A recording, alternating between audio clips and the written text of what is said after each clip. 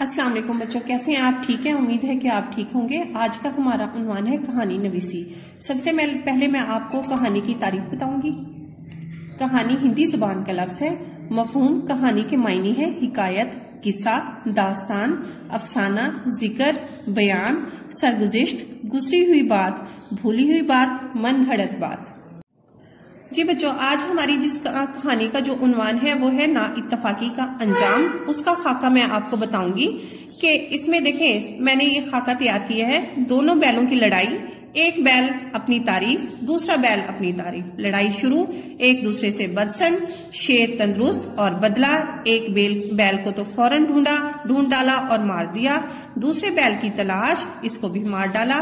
बैलों की ना इत्तफाकी का नतीजा मौत। शेर खुश और चला गया।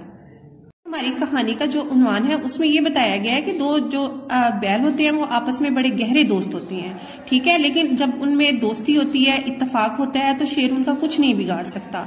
लेकिन जब वो एक दूसरे पे बर्तरी लेने के चक्करों में रहते हैं, एक कहता है मैं बहुत अच्छा हूँ, दूसरा कहता है मैं बहुत अच्छा हूँ, तो उनमें लड़ाई हो जाती है। उस लड़ाई का फायदा कौन उठाता है? शेर उठाता है। और जिसके नतीजे में दोनों बैल मारे जाते हैं और शेर उनको चीर फाड़ कर खा जाता है।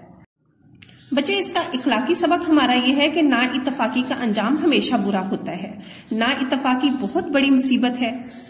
इस कहानी से बच्चों हमें ये सबक मिलता है कि हमें आपस में इत्तेहाद और मोहब्बत से रहना चाहिए, सलूक से रहना चाहिए। हमें ना इत्तफाकी से बचना चाहिए। ना इत्तफाकी का अंजाम हमेशा बुरा होता है। उम्मीद है बच्चों आपको कहानी समझ आ गई होगी। आपने इसी खाके की मदद से कहानी को मुकम्मल करना है और अच्छा नीट राइटिंग में लिखना है, ठीक है बच्चों। अल्लाह हाफिज।